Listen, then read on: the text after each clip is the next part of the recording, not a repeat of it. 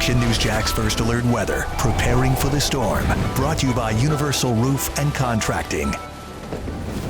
Hurricanes Milton, Helene, and Debbie left paths of destruction as they rocked communities with powerful rain, strong winds, and devastating storm surges. The Action News Jack's First Alert Weather Team guided you through the storms. Now, we're getting you ready for the 2025 season. Action News Jax, the only local station with 5 certified broadcast meteorologists showing you what could happen if a hurricane hit us head on and breaking down what you should do before a storm hits. Plus, an in-depth look at the insurance policies to get now to protect you from a costly rebuild. So you know when storms are serious. Now, we begin with the Action News Jack's First Alert Weather Team, preparing for the storm. The 2025 hurricane season is here, and that means it's time for you to be prepared. I'm Action News Jack's Chief Meteorologist Mike Burrish, along with the entire First Alert Weather Team in St. Augustine. We've all heard it, the idea that Jacksonville always avoids the worst when it comes to hurricanes. But while it's rare for us to get a direct hit, it's far from impossible. It's something other Florida communities had to learn the hard way. Nestled just south of the Florida Big Bend and about 2 hours north of Tampa is the island community of Cedar Key. History says this part of Florida has about the same odds of being hit with a hurricane as Jacksonville. But recent trends tell a very different story. I visited the west coast of Florida to see how folks are coping and rebuilding. Back-to-back rough hurricane seasons have put the quaint community of Cedar Key in long-term recovery mode. It's put us into a place of transition that we haven't seen for a lot of years. Interestingly, it was 128 years, almost to the day, and perhaps to the day, between the big storm that blew the city off of Sineody, which the island half-mile out from here, to and then the city relocated here. In fact, before 2016 and Hurricane Hermine, which moved by to the west, it's been 80 years since Cedar Key flooded. And then Idalia came along, and we thought that was a big deal. We thought that was the 100-year storm.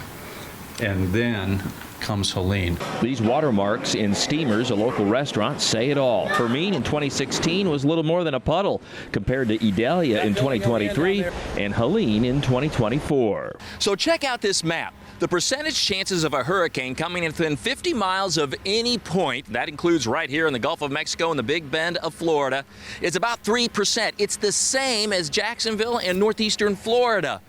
But look what's happened here in the Big Bend and Cedar Key area in just 2 hurricane seasons squeezed together, 2023 and 2024. There was Idalia, Debbie, and Helene. That means we should always be prepared. For Cedar Key, the recent string of storms has provided a learning experience. You learn through subsequent storms remediation that you should do. You should learn anyway. And we tried to learn, and we tried to be more prepared for each one. Former Mayor Colson says everyone in hurricane-prone areas needs to have a plan. You still need to have a plan on how you recover, and that's important. That's the resilience. That's the resilience. Rebuilding. The kind of materials you use, the kind of cleanup you want. Despite the hardship from recent hurricane seasons, locals say Cedar Key will come back better than ever. So it's those moments that are spectacular and restore your faith in humanity and us as a nation, and certainly us as a very tight-knit community. We lock arms. I'm First Alert meteorologist Sarah Canty. This year's Atlantic hurricane season is again forecast to be an active one. The names are in alphabetical order and alternate between male and female, repeating every 6 years. 4 names you won't see on the list: Beryl, Helene, Milton are retired from the Atlantic hurricane name list, while John was retired from the Pacific list. Helene was the deadliest hurricane to hit the continental U.S. since Katrina, while Milton hit Siesta Key as a Category 3 storm, but peaked as a Cat 5 over the Gulf. Replacing those retired names in 2030 will be Brianna, Holly, Miguel, and Jake. I'm First Alert meteorologist Gary Biedenball. On September 10th, 1964, Hurricane Dora made history as the only recorded hurricane to directly strike northeast Florida, coming ashore in St. Johns County. This unprecedented event left a permanent mark on our area, raising a critical question. What would happen if a storm of Dora's magnitude struck again today? It was a bad storm. I will never forget that as long as I live. Dora, a hurricane roaring ashore just north of St. Augustine in 1964. The Category 2 storm left behind ruined buildings, power outages, and coastal and inland flooding. Business were lost. Homes were destroyed. The beaches had the worst hit because some of the homes are floating into the water. At just 18 years old, Sharon Kuhn was forced to flee her Brentwood home north of downtown Jacksonville, seeking safety in a nearby shelter. We had to use ropes to tie onto the poles because that's how strong the wind was. More than 150,000 people lost power in Jacksonville and the surrounding area. This map highlights hurricanes that passed within 50 nautical miles of Hurricane Dora's 1964 landfall, showcasing the storm's unique path. It barreled directly into northeast Florida with all the hazards: wind, storm surge, lots of high waves, and significant impacts. When Dora arrived, Duval County had about 455,000 residents. Today, its population soared to nearly 1 million, a remarkable increase that only heightens storm vulnerability. Meanwhile, St. Johns County has grown exponentially. From just 30,000 residents at the time of the storm, it now boasts over 273,000. That means if a storm like Dora were to threaten us now, evacuation decisions would have to happen much sooner. If a storm like Dora were to occur today, places like St. Augustine and Davis Shores, portions of Volano Beach, surely will see water impacts. Jacksonville here on this NOAA map showing sea level rise, where we put it up to about the same levels as Dora. The typical spots in downtown over to the east side, also out to the beaches here. You may notice a little bit less water than you may imagine closer to the coast. We now have better dunes. There was a seawall primarily protecting the Duval County beaches, and now it's more of a natural dune structure, which may actually hold up a little bit better. Dora proves that northeast Florida can have a direct landfall from a hurricane. To the folks who say Jacksonville never gets hit, what do you say? Keep living. I'm First Alert meteorologist Trevor Gibbs. A critical part of our First Alert forecasts includes data gathered by the Hurricane Hunters, a team of scientists that fly into the storm. I talked to them about their experience and got a look inside the plane. Since 1976, this P-3 Orion plane, nicknamed Kermit, has been flying into and around hurricanes, collecting data that feeds back to the National Hurricane Center, from there to the First Alert weather team, and ultimately to you, helping you prepare. The journey into a storm is a long one, and there's a lot of work to be done. Climbing into the plane, you'll find where the meteorologists and engineers work, monitoring radar data, releasing instruments into the storm, and transmitting that data back to land. Up front is the cockpit, where 3 pilots sit to ensure the plane stays on course and endures the turbulence as best as possible. Cruising on the way, that's some of the best fun in the P3, honestly, because, you know, you got 11 to 12 of your best friends trapped in a metal tube together. Hurricane Hunter data gives us the most accurate assessment of a storm's strength. In 2024, the Hurricane Hunters discovered Hurricane Beryl had become a monster Category 5 hurricane. Flight director Quinn Kalin recalled seeing the stadium effect for the first time in Beryl. When you're flying through the eye wall, it's just nothing but rain. You can't see in front of you. And then imagine you break out, and it's as if you're walking into a football stadium. You can see it's like a stadium, and you see all the way to the sky, and you can see all the way down to the ocean. Later in the year, they flew into Milton and measured a pressure below 900 millibars. This video shows just how angry the ocean was within the eye of the hurricane. Kermit has flown into more than 100 storms, each represented by one of these stickers. Many notable ones like David in 1979, Hugo in 1989, Andrew in 1992, and Irma in 2017. Other technologies are used as well, such as this Black Swift drone. We launched from the bottom of the P3, and this can fly down to a lot lower altitudes than the P3 can safely fly to, and really collect data that we otherwise wouldn't be able to get. All of this work could not be more important in our efforts to observe, predict, and prepare for hurricanes. I'm First Alert meteorologist Corey Sima. It is important to have a hurricane kit ready to go before a storm hits. Whether you decide to evacuate or stay at home, prepare them ahead of hurricane season and fill them with enough supplies to last for several days. The First Alert weather team recommends including water, non-perishable food and supplies for babies or pets if you have them, and spare clothes and shoes. Bring prescribed medication and non-prescription medicine, like pain relievers and a first aid kit. Pack chargers for any electronic devices. Have extra cash on hand. Businesses may not be able to take credit cards after a storm hits. Pack blankets and tarps for each person. Include flashlights and batteries, and be sure to test them. All of these items should be stored in plastic bins or a duffel bag. Making a plan for your pet is important. Pet owners should figure out if you're going to evacuate with your pet. If you are, make sure wherever you're going is pet-friendly. If you aren't, check to see if shelters are accepting animals, and don't leave them at home alone. People often suggest different tips and tricks to prepare their homes for the storms. One is putting tape on windows. True or false, taping windows can prevent glass from shattering? We'll have the answer to that question after the break. We now return to Action News Jack's First Alert Weather. Preparing for the storm. Brought to you by Universal Roof and Contracting. Welcome back to Preparing for the Storm. We asked if it was true that taping windows can prevent glass from shattering.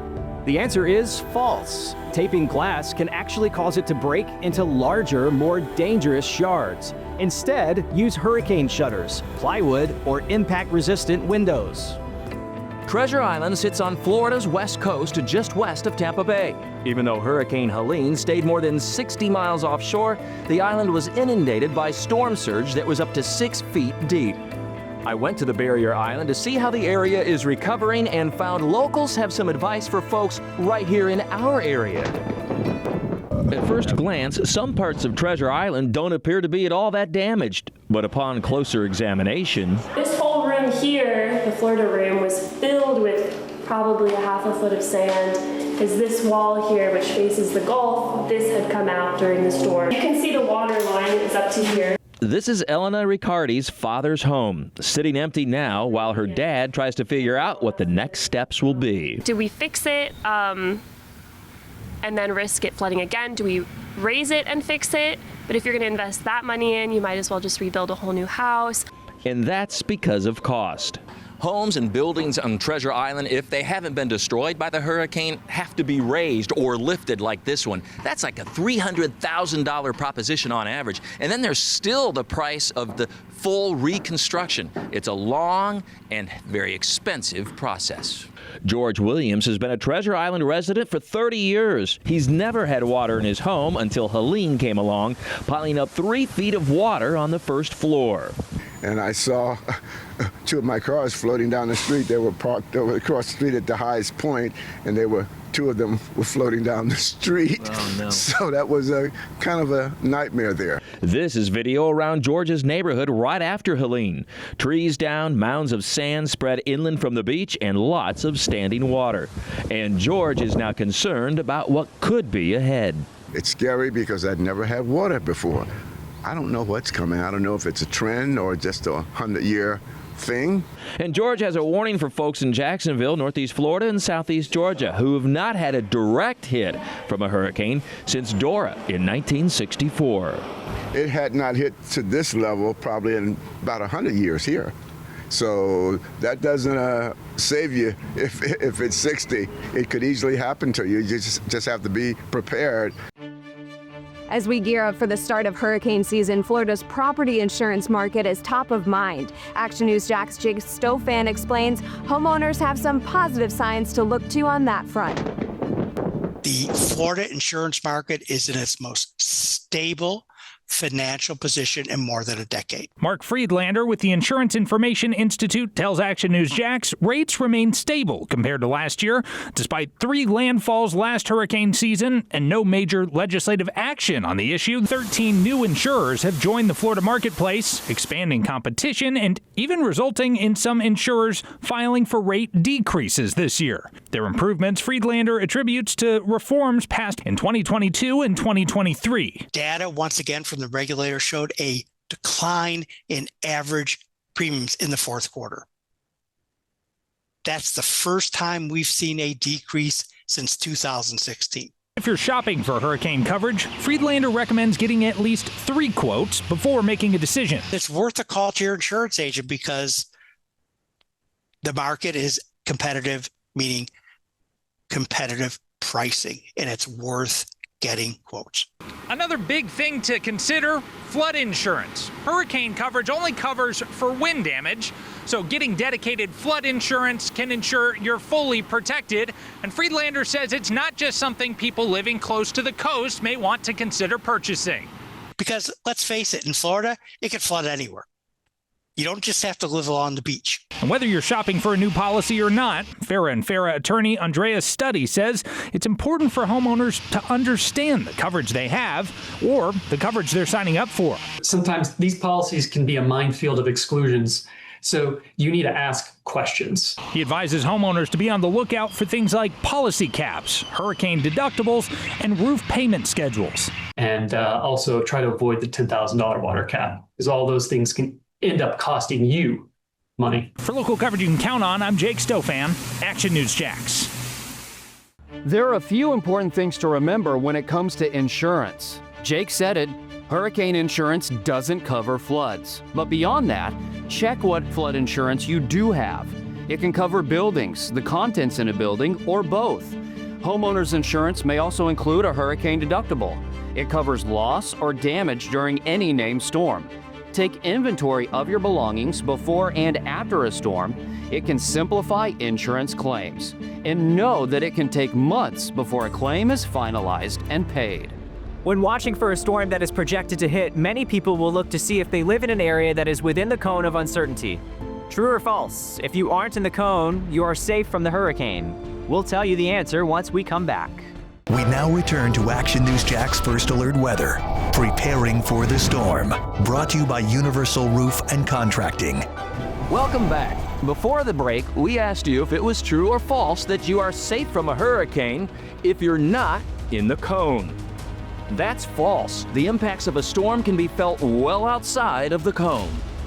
The months before hurricane season are the time people should prepare their homes. JEA says trees are the most important thing to check.